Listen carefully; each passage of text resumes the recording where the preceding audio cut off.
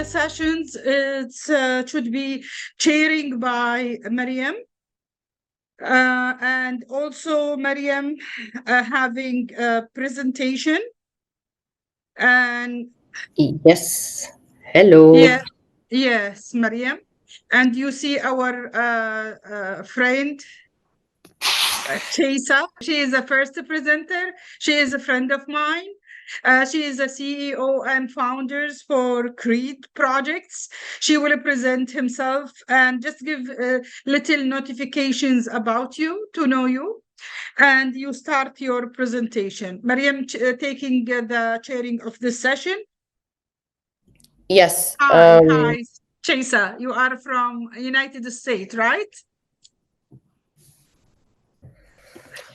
Yes. Hello, Thea. You'll have the time to present, so please go ahead. And if you want, you share your screen. So fantastic. Thank you. Hello. Thank you, Dr. Hanadi. Thank you, Mariam. And greetings, everyone. I'm going to be talking to you today about entrepreneurial ecosystems. And let me see if I can get my screen. Hold on just a second. So as Dr. Hanadi said, I am from the United States, from Colorado in the United States. And I, hold on, apologize for the screen not fully showing, but it'll happen. I have been working in this field of entrepreneurship for about 30 years.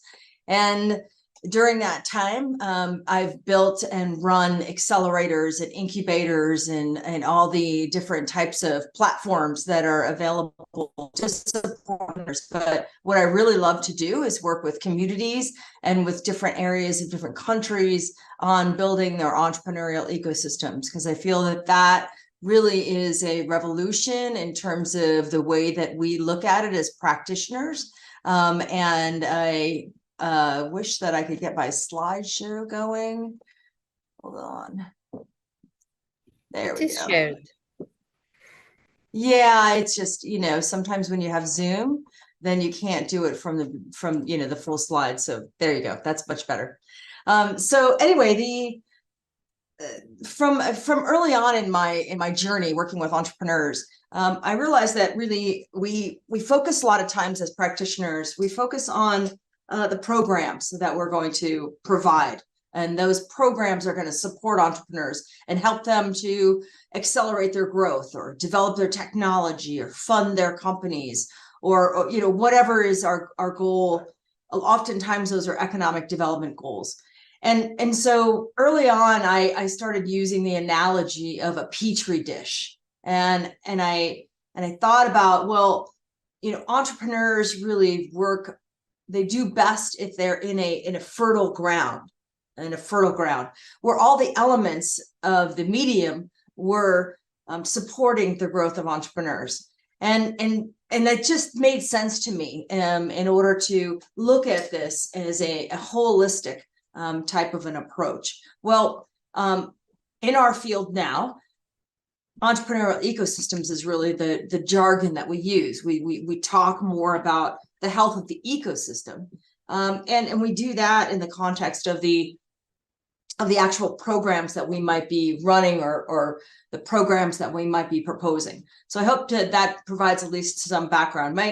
The company Creed Projects is an international company. We work in a lot of different countries, but mostly we've worked in Saudi and Thailand have been two of our large projects, but also in St. Lucia and Qatar. And so the company that I have, Company Co, works in the United States, and I work a lot in rural ecosystems. So first of all, a little bit of background about what is ecosystems.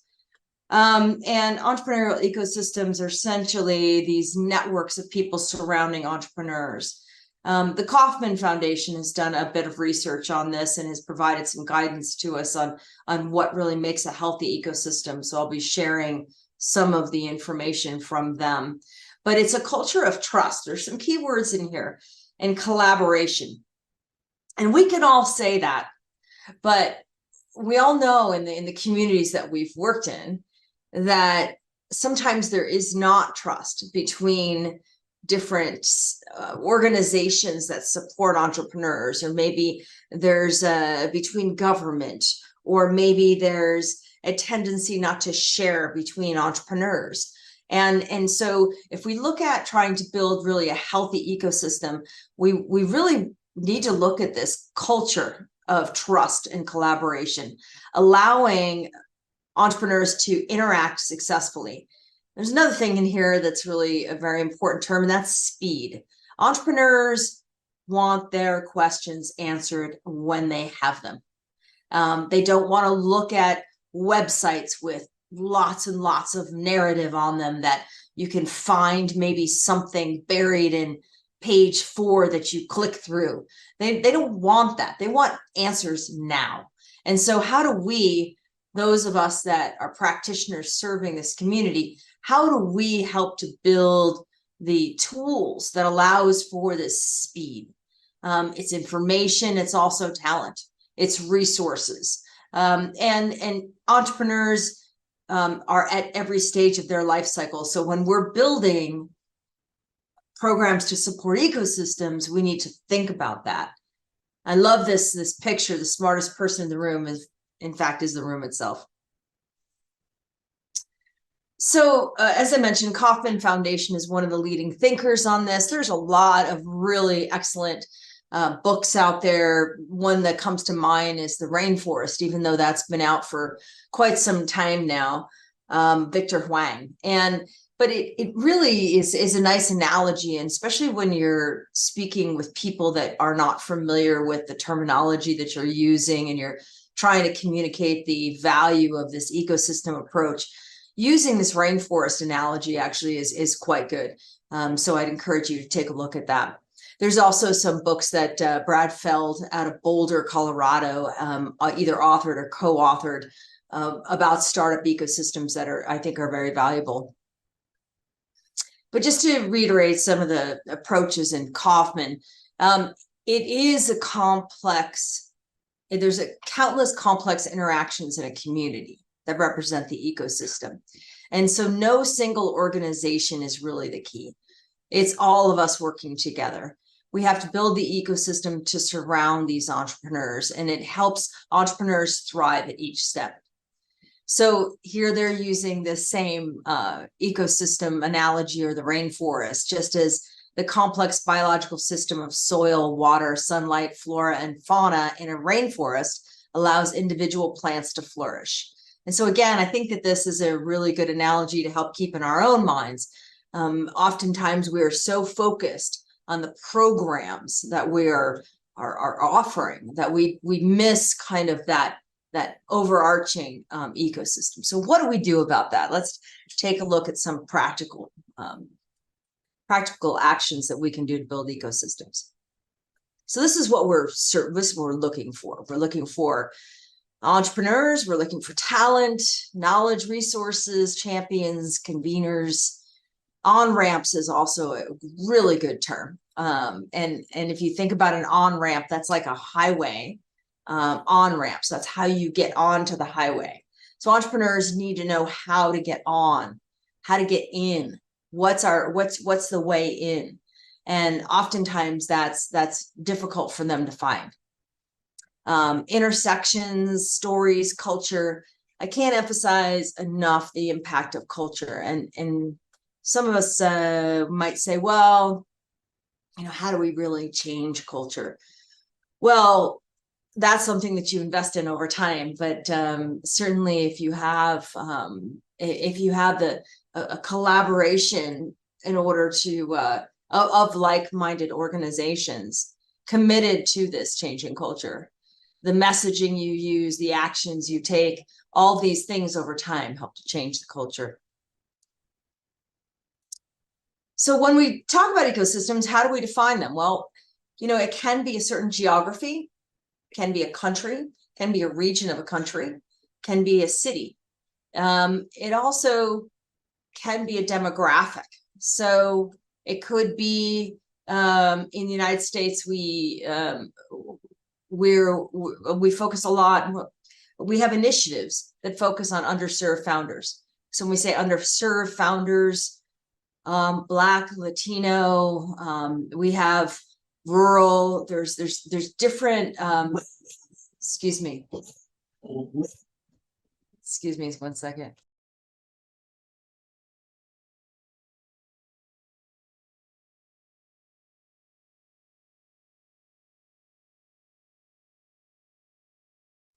Apologize. So when we're talking about dimensions, we can also think about maybe a sector or technology. So ecosystems can be like, let's say, bioscience, or we could say medical technologies, and where you can refine that. But the way that we define them needs to mean something to the entrepreneur. And an entrepreneur can be part of many different ecosystems. So our speaker that I just jumped into, I'm sorry, I forgot her name, but there's oftentimes, especially in the research areas, there's these ecosystems around certain types of technologies that they're working on. And so, we can have ecosystems that overlap. So, how do we use an ecosystem approach to create change? First thing we do would be identify the dimensions. So we need some way of defining this so that we know who is within our ecosystem. And then we enlist partners. So we bring in partners that maybe have like-minded look at this ecosystem, or they want to see the change created. Now, a lot of the communities that I've worked in, job creation is a goal, or the increase in GDP, or the churn of businesses, or technology development. And there's most times many organizations that are all committed to this overall goal. The question is, how do we get there?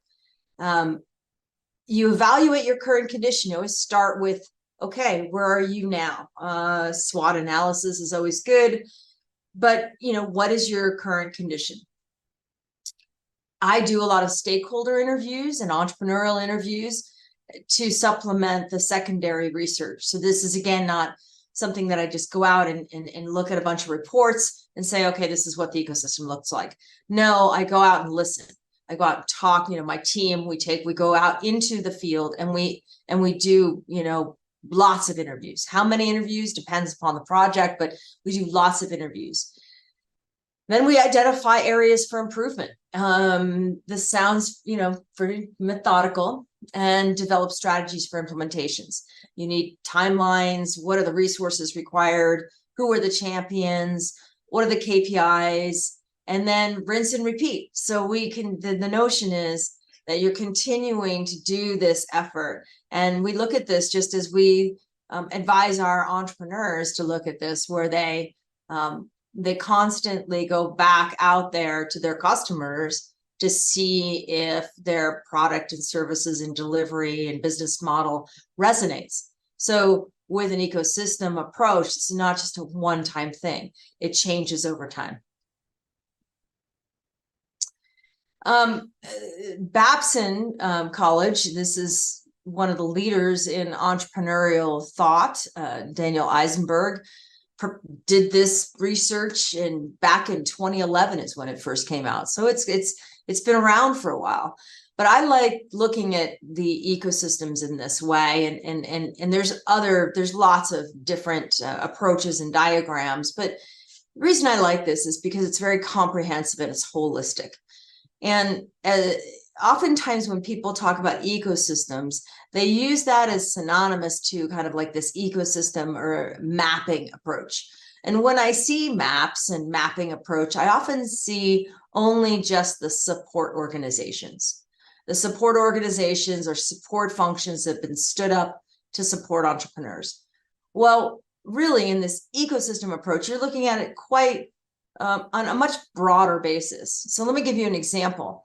Policy, government policy. Government policy affects the ecosystem, and in lots of ways. The regulatory environment in which people start businesses. I remember when I first started going to Saudi back in 2010, women were not able to start a business without a male manager, and that manager could not be a member of their family, and they had to be employed full-time.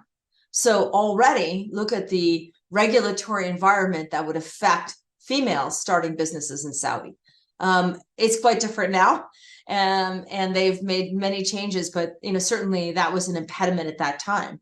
Other things that are example of how policy might influence the entrepreneurial ecosystem is if the answer is usually no instead of how can I help you. If it's difficult to find the answer, in a lot of communities, it's very difficult. If businesses want to expand, they need to have the information that they need in order to build the facilities and hire the people. And if the policy environment is one that doesn't provide for an easy on-ramp, it's very difficult for entrepreneurs. So that's an example of how we can look at the ecosystem, and actually once you bring these things to policymakers' attention, usually they will be very willing to change. It's just that they're in their own environment and not really thinking of it as, well, what am I doing that's actually negatively impacting the ability for jobs to be created in my community? And so, I don't think that there's necessarily resistance. There's just not awareness. So in the approach that I use, I go through all of these different things, and I, in my interviews, I try to get information about how the ecosystem is, and then we look at making some changes. So in closing, I just want to emphasize that entrepreneurship is a community support, is a community sport, and that there are likely actors involved in ecosystem development, but then there's also ones that you don't necessarily think of right away. So I thank you for your time. Thank you very much for your presentation. I just have, just to sum up and to understand if I get it better. So to have an ecosystem, we need to do couple of steps or different steps. Let's say change the culture, you said also to have access to policy, access to information, have the right guidance. So all these are ingredients to have the ecosystem in a place well prepared for to be an ecosystem. Is that right? Yes, thank you, Miriam. Yes, we tend to focus on the support, like, are we providing funding, or are there incubators or accelerators, or technology transfer? We tend to focus on those things, and what we then maybe that limits us in our approach. And one of the ones you brought up right away is culture. I think that is so important. I mean, some places are very in small micro areas are very resistant to change or risk taking, and those things impact the ecosystem or the health of the ecosystem, and whether or not entrepreneurs are able to or willing to start up companies. Yes, thank you very much, Thea, for that. I really enjoyed it, and thank you for all the informations, and thank you for your time. Absolutely, thank you. I hope to see you soon. So if you don't have any questions, Dr. Hanedi, then we are ready to move to our next presenter. Yes, you can start your presentation. You are the next presenter. Oh, that's good. Then I'll share my screen. I will share the screen now while she's preparing the presentation. Hi, everyone. This is the platform, the AI platform through Hoover, where is the conference is launching. This is the landing page. You can call it from other side landing page. It's the logo for the participant or sponsors. Here it's a GLEADS, you know, one of the supporting us, and Innovation 360 and ICA, and also Stockton universities and others. And the agenda will be available online, converted the timing based on your where you based. They converting the time. The 3-day agenda, it's ready, and it's very easy to tracking the sessions. Specifically, today we are in November 15. And the most important and excited things is the exhibitors. We make exhibitions, expo this year associated to the conference. It is the first expo, virtual expo in the MENA. We have 500 presenters, exhibitors. Yes, it's the exhibitors. And the booth for each exhibitors. In each booth, you will see the videos, you see all the information, and you can ask about collaboration or partnership. For example, it's my my booth for my journals. Okay.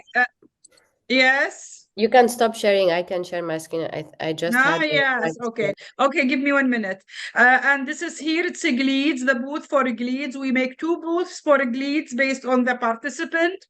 And this is the ICE booth and IMBA booth, and all the booth for the participant who's participant, MIT, Microsoft, OECD, and many companies of AI and tech, and many university. This is our Sabah Al-Ahmed creativity and our centers. And this is the GCC councils who's participating there. And you can enjoy in our expo. Try to find some time to visit those booths, to give them engagement and support. Moment.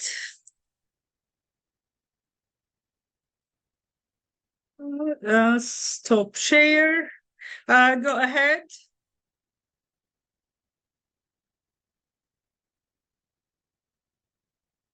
Yes, go ahead, Mariam. What is your presentation?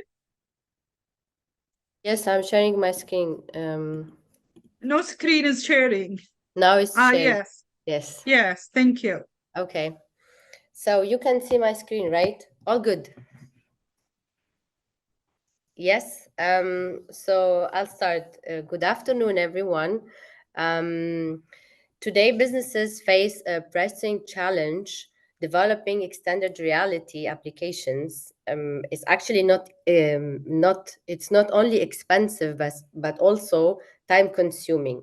Moreover, once these apps are built, they are restricted in terms of updates and scalability. And these are the main reasons that are blocking this technology to be more democratized, which had led us to a huge opportunity. We are at the cusp of a significant shift in digital marketing. 2 out of 3 customers claim they'd be more motivated to purchase if they could engage with product via XR. These aren't just numbers. This is a fact about the future of marketing. And speaking about the future, the XR market is scaling at a remarkable rate, from a valuation of $30.7 billion in 2021 to a $1 trillion by 2027. This isn't just a wave, this is a tidal wave, but businesses either ride it or risk it, risk being left behind. So, under Imaginator Studio, our state-of-the-art XR engine that allows businesses to create immersive XR experience, actually regardless of their technical expertise, with zero coding, zero hassle, just with movements. But why Imaginator? Imagine developing an XR application at the average cost of just 5K instead of the usual 50K, and not in 500 hours, but in a mere 15 hours. Our platform isn't just efficient, it's a transformative, user-friendly offer, limitless changes, and what's more. It will be even powered by AI to give a new perspective to 3D creation. I want also to share with you a video that a proof of concept that we did with our client Suzuki in Tunisia. So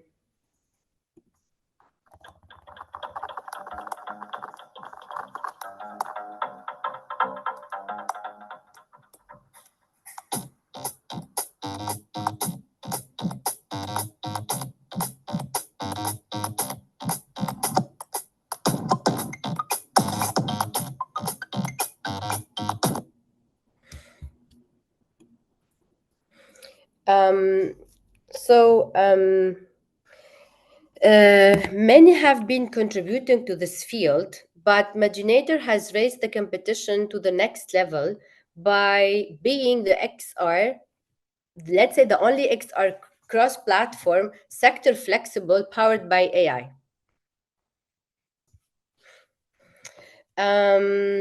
Our business model is like as follow. By 2025, we are estimating to reach out to 500 customers with an average price of 5K, giving us 2.5 million by that year. But to realize this vision, we need an investment of 500K. These funds will be pivotal in the full development of Maginator Studio and for establishing a robust footprint in the European market. In fact, no venture is successful without the right team. We are a collective of passionate experts. Our guiding light and chairman, Declan Gordon, myself, the operation maestro, and then we have the technical genius behind this, behind our product, Bilal Basli, and the branding guru, ensuring our voice and image resonate, Muta Madani. In closing, Maginator Studio is more than just a product. It is the shift in the XR field. Thank you very much. This was my presentation. Thank you.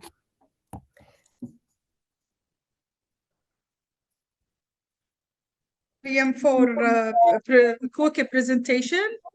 Now we open the discussion. Dr. Marwa. Dr. Marwa? Yes, I'm all yours, Dr. Hanadi. Thank you so much, my great friend and great academic and practitioners. I call you the practitioner. Just I need to educate the people about the practitioners. Of course. Yes, because they need to distinguish between the practitioners and between the educations and academic institutions, because some people speak about our conference, many conference about innovation. Really, there are 100 of conference about the innovation. There are 100 of years they presented, but my conference is a first conference worldwide focusing in economic diversifications based on innovations and entrepreneurship and AI and technology programs. Of course, programs. We're speaking about a program. Based on that, we are proud from ourselves about our achievement. This is number 8 conference and 4th edition. Just we need to announce more and reminder. We have international Kuwait Eiffel International Prize for the winner who is participating in this conference and expo, and there are several international community will make a selections, and the announcement will be after the conference to select winner for 6 categories. We have a categories for best inventor and best company and best presenter and best influencers, innovation influencers, entrepreneurial influencer, Also social media influencers. We have 6 categories, and each category will select 10 winners. We will make a celebration opening ceremony in person in Kuwait, 15 of February 2024, and we will invite all the winners in Kuwait and paying all the logistic. And there are also a prize for this. We have appreciation, $10,000, and also the medals, and also it's accredited, a certificate for our prize. Again, I remind all of you to also join our expo in Hoover. Dr. Marwa, if you have any questions, any comments, any participation before closing the sessions. Thank you, Dr. Hanadi, and my dear friend and my dear, the role model. Yeah, you actually are role model, Dr. Hanadi. You know that.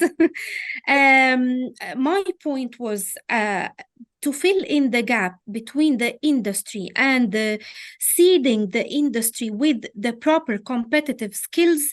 We have to start from the educational institutions and from taking the support from the investors, the industrial entities, as well as the governments.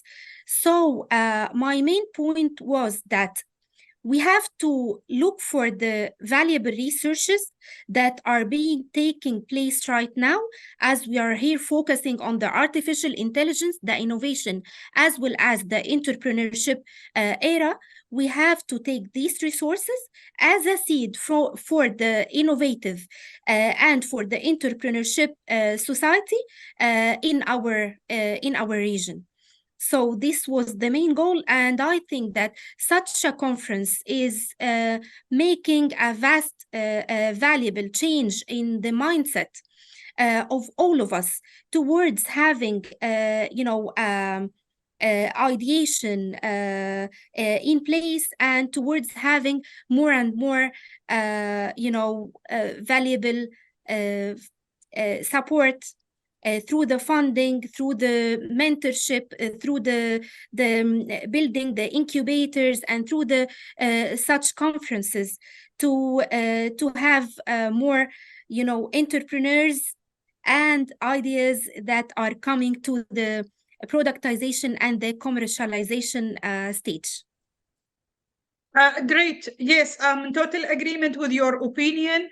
We are, all of us, working hard by delivering a speech, by delivering a conference. We're supporting the society, we're supporting the educations, okay, and also we're supporting the fresh grad and entrepreneurs who is in the market by delivering latest tools and latest technology to learning and knowing what is next, because if they knowing what is next, then they will understand the future and what is the latest tool for the future. And really, we be a good supporter. We can call us also ecosystem builders. We are a building, whether it's skills, whether it's a knowledge, whether it's a best practices. We are, all of us, it's ecosystem builder. This is the reason why I select the name of ecosystem for my company, and we call it ecosystem consultant.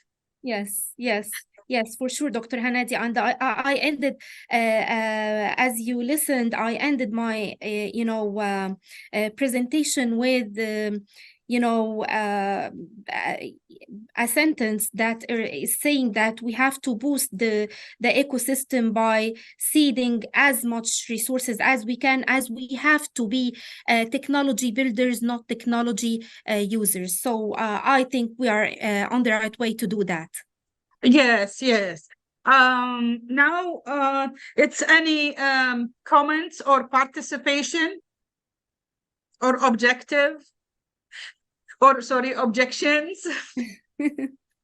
I don't think that we have any objections. It's just no objections, Dr. Hanadi.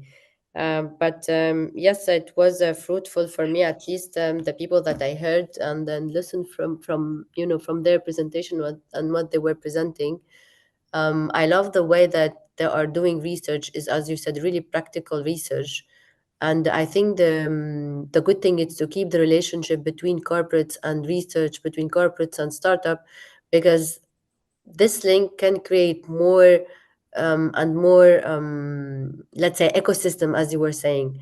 If we don't have these links, I don't think that we can develop the right ecosystem. But keeping the links between researcher, between corporates, between startups, it will really guide to this schema that represented Alexandra earlier, is to have high job opportunities for the country.